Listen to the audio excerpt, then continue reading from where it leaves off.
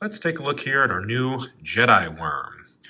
This is a 3.5-inch bait that is totally ribbed. And what that does is it gives you a lot of extra movement while still keeping kind of a larger profile. So this larger profile lets this bait really punch above its weight. So even though it's only 3.5 inches, and it's a fairly light bait too, it doesn't have a ton of plastic. If this thing was solid, it would be a pretty hefty bait. But what you get with this bait is a pretty light little bait with lots of movement, and all these little rib sections will push water, and it'll send lots of vibrations through the water, really triggering those fish to eat. So this is a great little finesse worm. It's also a great power BFS worm for those bass guys. And really, you could fish this thing really any way that you fish a normal worm. You can just throw it on a little wide gap hook there. This is a size 1. So this is about as small as you'd want to go. I'd say a 1/0 is probably about perfect, but you could even push it up to a 2/0. I don't like the hook to push too far back into the fat portion of this body. I like it to be kind of all the way up here in the more smaller kind of section. So 1/0 would probably be about perfect for this little bait. You can see this bait has a taper from front to back too. So it's got this smaller taper at the head, and it's fattest kind of in the body, and then it tapers down into the thinner portion of the tail. And what that does is just really gives it a lot of great action in the midsection of that bait. Also, you could wacky rig it.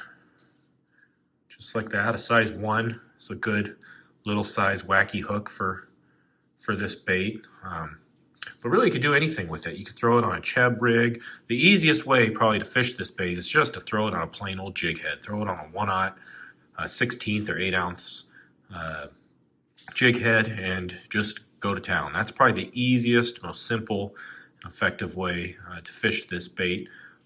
But you could roll it behind a cheb rig. You could fish it on a Shakey Head. You can absolutely drop shot this worm, both nose hooking it and wacky rigging it on a drop shot as well. Yeah, you could go Neko with it. You could put a little a nail weight in the head of it. Also, it makes a great trailer. So on a Chatterbait or something like that, or on a spinner bait, this makes a really great trailer, and it'll also help you push more water and give that bait even more presence with all these ribs. So this is going to be one of our favorite baits. This guy's going to be pretty popular. So we're doing it kind of in all of our really unique colors. This is the electric watermelon. You can see there just a kind of a natural olive top with the kind of the electric blue belly. I think what else do we have here? We've got musk, similar belly with a brown top. Another really good natural color. And this is just pumpkin and chartreuse, good for dirty water.